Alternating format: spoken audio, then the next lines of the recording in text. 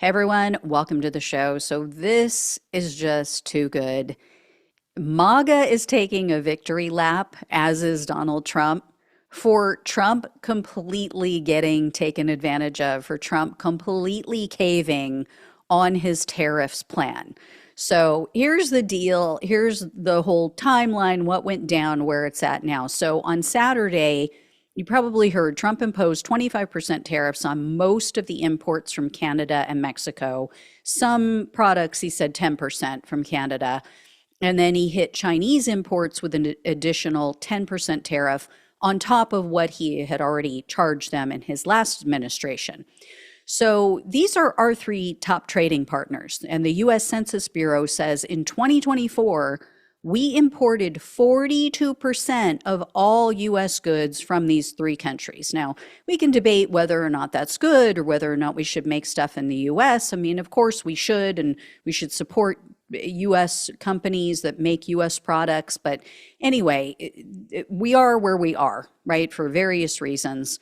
And we just can't pull the rug out from the American people and harm them with an increase in prices. So anyway, the stock market just took a nosedive. Markets throughout the world were negatively affected by this news about the tariffs. According to NBC News, the Canadian imports were likely to increase the price of potatoes, grains, lumber, and steel. So the construction industry, probably going to be impacted quite a bit when and if these things go into effect. And we desperately need more housing right now. And as everybody knows, the imbalance of supply and demand is what's helping to keep housing prices sky high. So definitely need to build more. Not a good time to do this. Another industry that's already getting hit by these tariffs, or would be getting hit, I should say, is the alcohol industry. Red states in particular, because on Sunday, the leaders of two different Canadian provinces, the largest two provinces in Canada, ordered the removal of U.S. liquor from their shelves. So one of them, a man named Doug Ford, he is the leader of one of these provinces. He shared a video online. He said in part, quote, "Effective today, I have directed BC liquor sales to immediately stop buying American liquor from red states. Liquor store employees will be removing the most popular of these brands from government store shelves." And then Ford also tweeted later, quote, "Every year, the Liquor Control Board of Ontario sells nearly $1 billion worth of American wine, beer, spirits, and seltzers. Not anymore. Starting Tuesday, we're removing American products from LCBO shelves. As the only wholesaler of alcohol in the province, LCBO will also remove American products from its catalog so other Ontario-based restaurants and retailers can't order or restock U.S. products." So yeah, we would have to be drinking up a lot of booze because we're going to have a lot of extra liquor in the country. And then Ford took aim specifically at the real US president, apparently, Elon Musk, because in another post on Twitter, he wrote, quote, "We'll be ripping up the province's contract with Starlink. Ontario won't do business with people hell-bent on destroying our economy.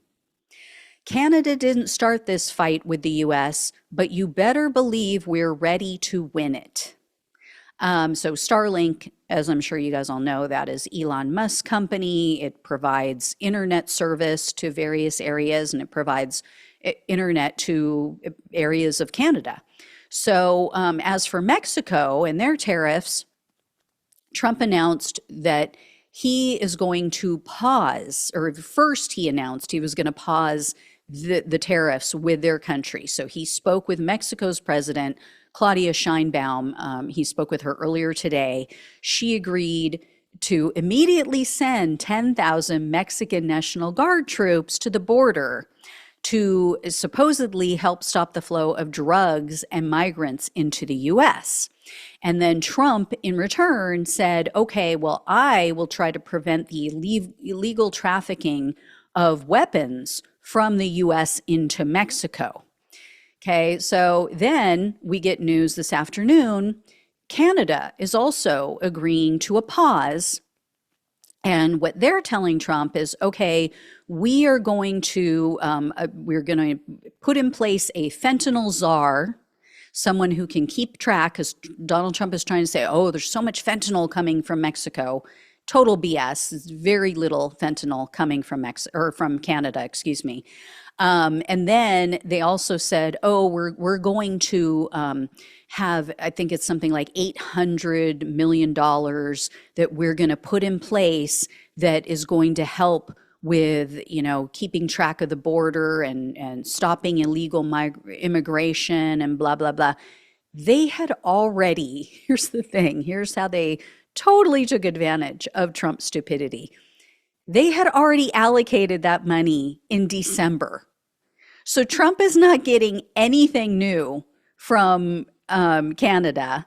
And then Mexico is the same thing, which I'm going to explain in a minute. But over on the conservative, like Reddit message boards and online, they're all like digitally high-fiving. They're talking about how much winning they're doing, as if Trump managed some great feat. Like, oh, he's a businessman and, he worked in the real estate development industry. And, that's a tough industry. That's why he's so tough. It's like, he's not a freaking gangster, guys. He's not like, in the war. He's not like a veteran, he's not taking bullets as a developer, as a real estate developer. I mean, just seriously, like they think so much more of this piece of shit than what he is. Like, oh, it's sickening.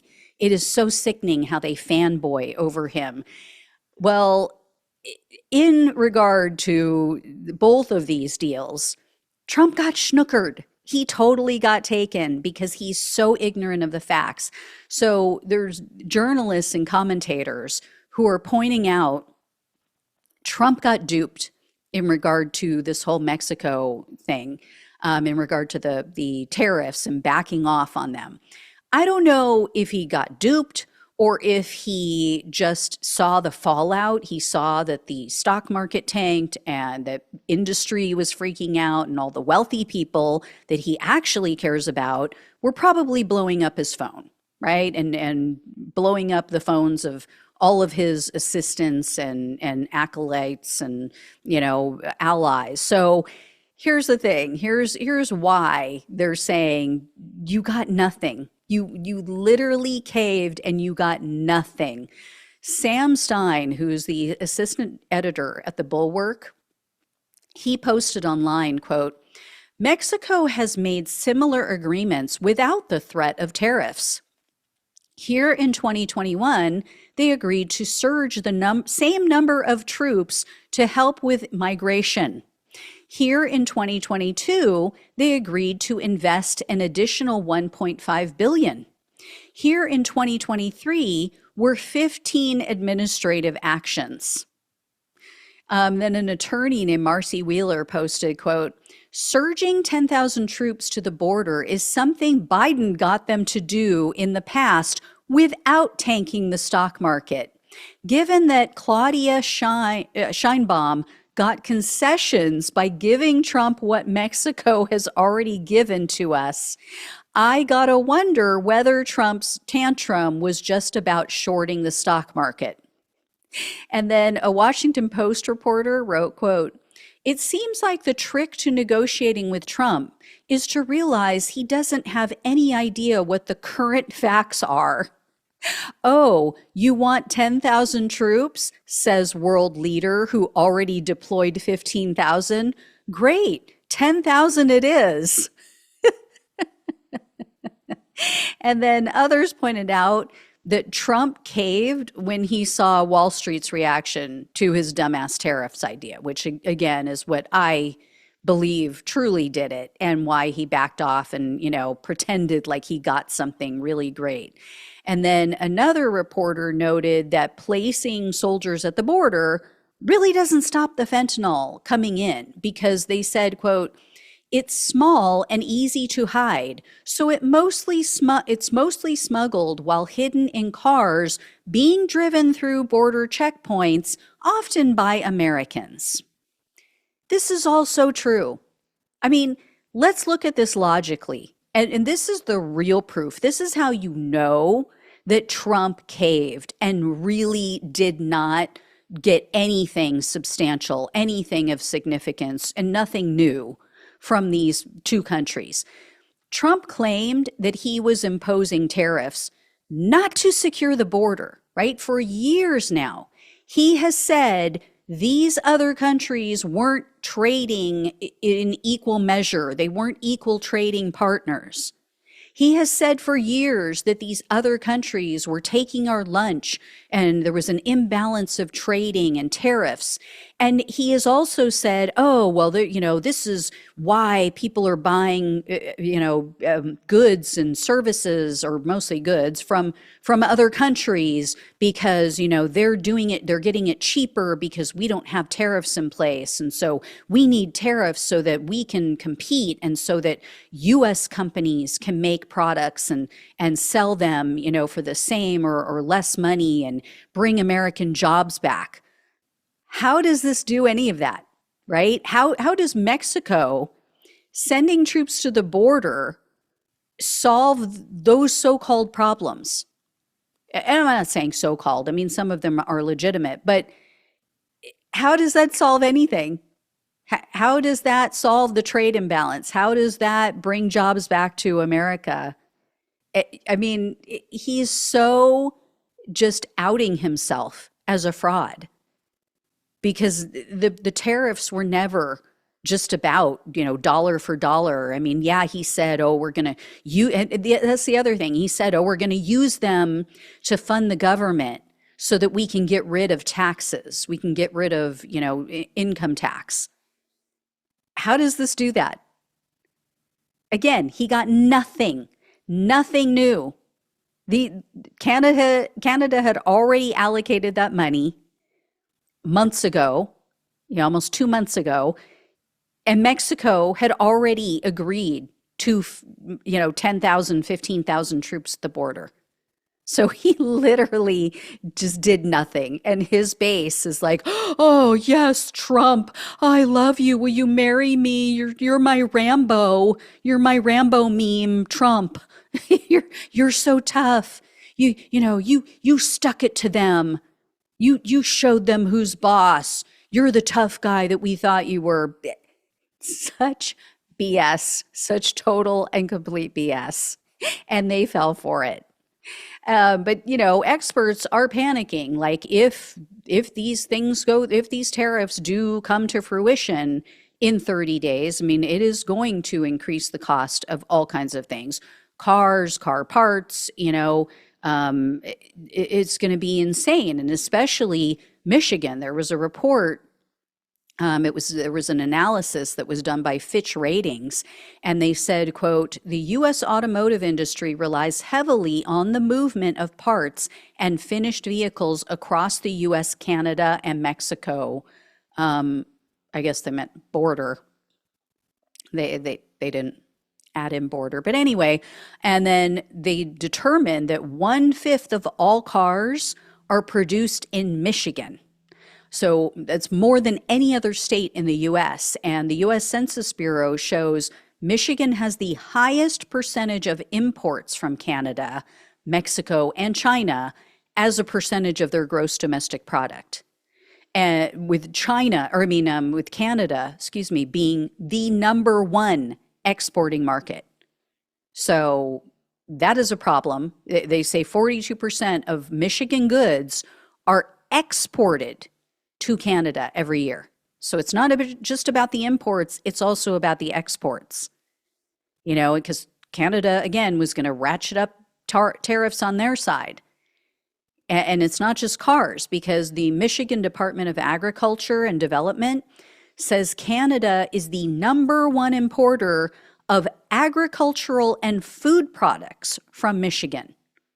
So, yeah, they would be hit very hard. a very key swing state, you could say. So anyway, he's taken this fake victory lap with these BS concessions from both countries. I mean, yeah. And if he follows through on this, he's going to tank the economy. And, this is going to be compounded by the loss of labor from all the deportations and all the immigrants who are now self-deporting because they're afraid. So much for the cost of living going down. Huh? Now we have 401ks and IRAs going down instead. Yay. Yeah, so much winning. But keep falling for it, MAGA. We count on you for that, for those laughs. You're our clowns. All right. Thank you all so much for watching and listening. Please like, please share, and subscribe. Please donate if you can. Love you all. Take care. Talk with you soon.